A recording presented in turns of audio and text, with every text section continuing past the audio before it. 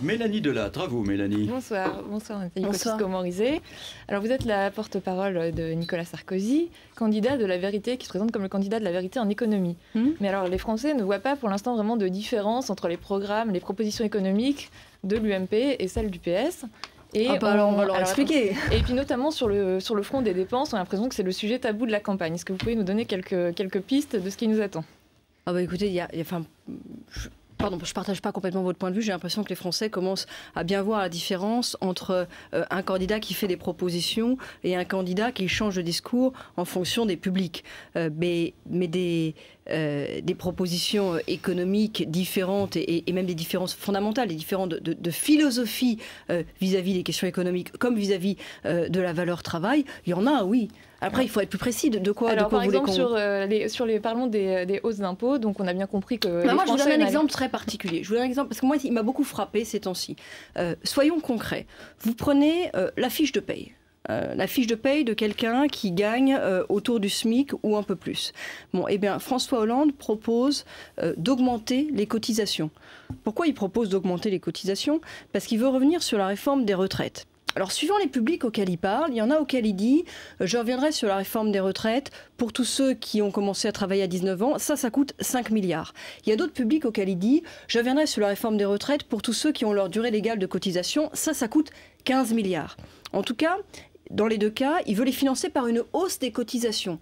Et on sait, en fonction 5 milliards ou 15 milliards, ce que ça va coûter aux Français. Vous prenez un couple qui gagne 1 500 € chacun par mois, si c'est la proposition François Hollande à 5 milliards, ils perdront 250 € à l'année. Si c'est la proposition à 15 milliards, ils perdront 750 € à l'année. De l'autre côté, il y a une proposition de Nicolas Sarkozy. Attendez, je finis parce que je détaille la proposition de François Hollande, je vais quand même détailler la proposition de mon candidat. Il y a une proposition de Nicolas Sarkozy qui est de dire, il y a la prime pour l'emploi, ça 2,8 milliards en 2012, ça fonctionne pas très bien. Pourquoi ça ne fonctionne pas très bien? Parce que on avait gardé cette question pour plus tard, mais juste pour rester sur les... en tout cas, Nicolas Sarkozy, lui, propose, avec cette proposition-là, de baisser les charges salariales, et ça fait 1 000 € brut, 840 € net en plus au niveau du SMIC. Non, mais moi j'ai envie de rester sur les impôts, parce qu'on avait compris qu'avec les deux candidats, nos impôts vont augmenter. On a déjà vu qu'avec Nicolas Sarkozy, ça a augmenté en partie. Donc c'est vrai que François Hollande a détaillé là où ça allait augmenter. Je ne suis pas d'accord, où est-ce que vous avez vu que ça allait augmenter? Avec François Hollande ou avec François Hollande, non, j'ai bien compris. Mais avec Nicolas Sarkozy, dans les plans qui ont été annoncés à Bruxelles, ça a été... Attendez, la TVA, c'est pas... Attendez, il ne faut pas mélanger les choses. La TVA... Il y a des petits cailloux de hausse d'impôts. La TVA, c'est le basculement d'une fiscalité qui, aujourd'hui, pèse sur le travail. Voilà, aujourd'hui, c'est le travail qui paye notre protection sociale vers la consommation, c'est-à-dire notamment les produits importés. Ça veut dire que tout produit importé, par exemple de Chine, au hasard, va payer pour 1,6% notre protection sociale. C'est pas une augmentation d'impôts, c'est un basculement de l'un sur l'autre. Est-ce que vous nous dites qu'il n'y aura pas de hausse d'impôts dans le quinquennat à venir avec Nicolas Sarkozy? Moi, je vous dis que tout ce qui a été annoncé dans les plans d'austérité... Il y a eu une grande mystification là-dessus. Les socialistes ont dit, oui, la France a envoyé à Bruxelles un plan dans lequel on annonçait des hausses d'impôts. C'était des choses qui ont été annoncées dans les plans d'août et d'octobre par François Fillon. Avec des suppressions de niches. Donc, c'est des choses qui ont déjà été annoncées avec, non pas des hausses généralisées d'impôts, c'est pas vrai, jusqu'en 2016, mais des suppressions de niches. Oui, c'est vrai qu'il y a des avantages qui étaient consentis aux uns ou aux autres, qui ont été réduits. Et par exemple, on parle de la baisse des charges patronales pour pouvoir améliorer la compétitivité. Ça va être financé notamment par une hausse de 2 points sur la CSG patrimoine. Est-ce que ça ne sera pas plus simple de dire, comme François Fillon l'a fait un jour au cours d'une conférence de presse, quand il y a une suppression de niche, c'est effectivement une hausse d'impôts. Voilà. Non, mais il faut s'entendre sur ce que c'est. Moi, je veux bien. Il faut s'entendre sur ce que c'est. Quand on parle hausse d'impôts, les Français entendent hausse générale d'impôts. On va augmenter l'impôt sur le revenu, etc. Quand on supprime une niche, c'est pas une hausse générale d'impôts. On supprime un avantage. Donc c'est vrai que pour ceux qui bénéficiaient de cet avantage, ils vont plus en bénéficier. Mais c'est pas une hausse générale d'impôts. Vous conviendrez que c'est pas la même chose. Alors que François Hollande, il nous annonce bien des hausses générales d'impôts. Oui, ça on avait compris. On craignait que ça arrive aussi avec Nicolas Sarkozy. Donc sur un autre terrain, donc sur celui de la croissance, où là aussi les chiffres peuvent sembler, dans le cas de l'UMP comme du PS, assez optimistes, avec un 2%, alors que sur la décennie, on est plutôt autour de 1%. Là, comment l'UMP qui était au pouvoir depuis 5 ans, va nous générer cette croissance? L'UMP n'est pas au pouvoir, le président de la République et son gouvernement exercent le pouvoir. D'accord. Mais sur... 7 minutes. Sur la question, pardon, mais moi vous m'avez troublé à dire 7 minutes. Oui, parce qu'il lui reste 7 minutes pour poser ses questions. Sur la croissance. C'est pour qu'elle accélère un peu. Quand même, je voulais vous faire remarquer un truc, c'est que les prévisions du gouvernement jusqu'à maintenant, elles se sont avérées assez justes en matière de croissance. Et d'ailleurs, plutôt plus justes que les prévisions officielles de l'INSEE. Trop pessimiste. C'est-à-dire, c'est-à-dire qu'on a eu ce qu'on attendait, en fait, ce qu'on avait annoncé sur l'année 2011.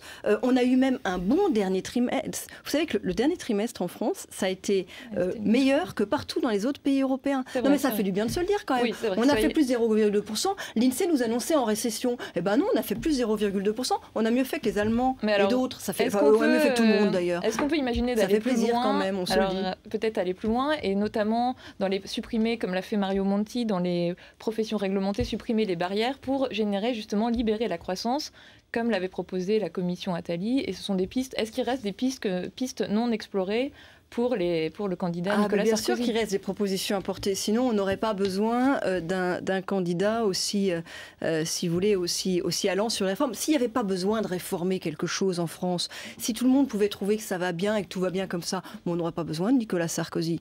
En effet, mais il avait quand même reculé sur ces sujets. Donc est-ce que là, sur quel sujet ? Sur les propositions de la commission Attali. Il y avait une foultitude de propositions de la commission Attali. On avait reculé sur les taxis. Il y en a certaines qui ont été mises en œuvre. Il y en a d'autres qui n'ont pas été. Moi, je suis satisfaite qu'il y en a qui n'ont pas été. La commission Attali, elle était contre le principe de précaution. Moi, je suis pour le principe de précaution. C'est même moi qui l'ai défendu. Non, mais attendez, on n'était pas obligé de supprimer un échelon dans les départements. On n'était pas obligé de reprendre toutes les propositions de la commission Attali sur l'échelon dans les départements.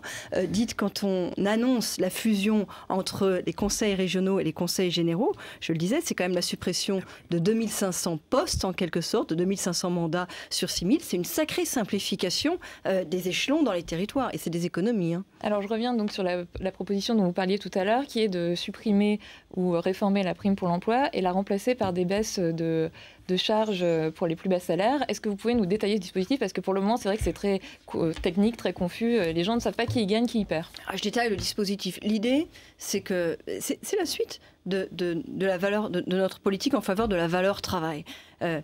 Il faut faire en sorte que travailler, ça fasse gagner plus, qu'il y ait un plus gros différentiel entre ceux qui travaillent et ceux qui ne travaillent pas.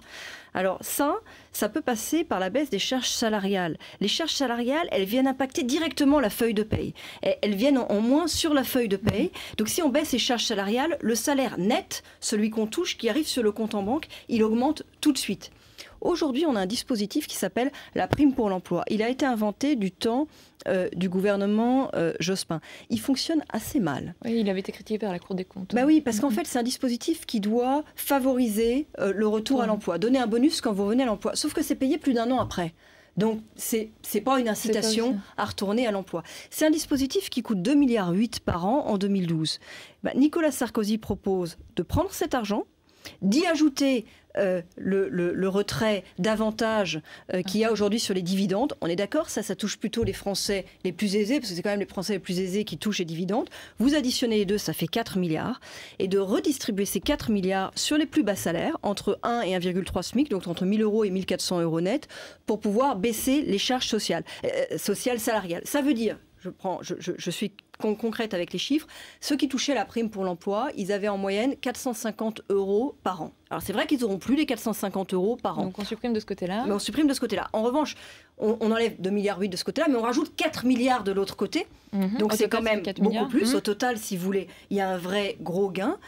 Et au niveau du SMIC, quelqu'un qui est au niveau du SMIC, eh bien ce gain, ça lui fait 1070 euros bruts en plus par an, c'est-à-dire 840 euros net en plus par an. Et moi, je 450, donc ça fait 430. Oui, le 450, c'est une moyenne. Après, il faut regarder combien chacun touche. Mais il y a bien un gain net. Et surtout, le gain net, il est encore plus net si vous le comparez avec la proposition François Hollande d'augmentation des cotisations salariales et patronales, où là, tout le monde perd. D'accord. Donc là, le calcul, on est bien d'accord que ce n'est pas 1 000 euros net pour chacun. Pour 7 millions de personnes. C'est 1070 euros bruts au niveau du SMIC. Donc 840 euros net. Et puis, comme ces 4 milliards, ils viennent pour partie de la fin des avantages sur les dividendes et pour partie de la fin de la prime pour l'emploi. C'est vrai que les personnes qui avaient la prime pour l'emploi n'ont plus la prime pour l'emploi. Mais la prime pour l'emploi, c'était moins. On ne va pas rajouter une usine à gaz qui va à nouveau... Non, parce que la prime pour l'emploi, ça marche pas bien. Tout le monde dit que ça marche pas bien. Donc on prend l'argent de quelque chose qui marche pas bien, on y rajoute des moyens qu'on va chercher sur les plus aisés parce que ce dispositif d'avantage sur les dividendes, il est très critiqué. Et on redistribue ça sur les bas salaires avec un effet immédiat sur le bas de la feuille de paye. Vous le voyez sur le bas de votre feuille de paye. Alors, donc, sinon, autre sujet. Donc, Petroplus, on a vu que Nicolas Sarkozy a réussi à gagner apparemment... Enfin, ils ont gagné 6 mois de répit. Et on l'a vu également, Photowatt a été sauvé. Le Jabi, on voit que partout, il gagne du temps. Mais est-ce que ces interventions ponctuelles font une politique industrielle? Est-ce que ça suffit? Et est-ce qu'il va y avoir des propositions mieux dimensionnées, disons, au niveau d'une politique industrielle? Mais il y a bien les deux. C'est-à-dire qu'il y a des sujets d'urgence, si vous voulez. Photowatt, c'est la seule entreprise en France, et une des 3 seules en Europe, qui maîtrisait l'ensemble de la filière du photovoltaïque. Je veux dire, y compris la conception des cellules, etc. C'était important de la sauver. Elle est sauvée. Il y a une proposition d'EDF pour la racheter sur la table. Après, ça ne fait pas une politique industrielle pour tous les Français, ça sauve Photowatt. La politique industrielle pour tous les Français, c'est par exemple la baisse des charges patronales. Parce qu'on a un coût du travail, on le sait, qui est élevé en France, et parce que basculer ces charges patronales, ce financement de la protection sociale sur les importations, ça veut dire faire payer aux Chinois une partie de notre protection sociale. C'est quand même bien. Alors François Hollande, il a fait une proposition. Lui, il était à Florange pendant que Nicolas Sarkozy était à Petroplus. Il dit, moi, je vais demander au Parlement, dès demain, l'Assemblée nationale, le Parti socialiste va proposer de débattre d'un projet de loi qui obligerait les entreprises qui veulent se désengager à trouver et à vendre à un repreneur plutôt que de bloquer comme ça et d'immobiliser une entreprise. Enfin, il y a 2 problèmes à Florange. Non mais attendez, est-ce que vous êtes pour ce genre de projet de loi ou pas? Je réponds. Il y a 2 problèmes à Florange et ce projet de loi ne répond à aucun des 2 problèmes. Les 2 problèmes qu'il y a à Florange, c'est trouver un repreneur. Là, il propose pas, il dit pas comment on va trouver un repreneur. Il propose quelque chose qui va d'ailleurs probablement faire fuir les investisseurs encore plus de France, mais il propose pas de trouver un repreneur. Donc il faut trouver un repreneur. Et le deuxième sujet, c'est de faire en sorte que l'entreprise reparte, parce que trouver un repreneur pour une entreprise qui est arrêtée durablement, c'est très difficile. C'est le sens de ce qu'a fait Nicolas Sarkozy à Petroplus, en trouvant les moyens, avec un contrat avec Shell, de faire tourner la raffinerie pendant 6 mois. C'est vrai que c'est pas une solution définitive, mais si vous la faites pas tourner, et qu'elle est arrêtée durablement, ça, vous réussirez jamais à trouver un repreneur. Merci beaucoup, Mélanie. Je suis désolé, mais le temps imparti est terminé. Merci beaucoup. On marque une pause pour le journal de 19h. Et puis ensuite, vous aurez le débat avec Elisabeth Guigou. À tout de suite.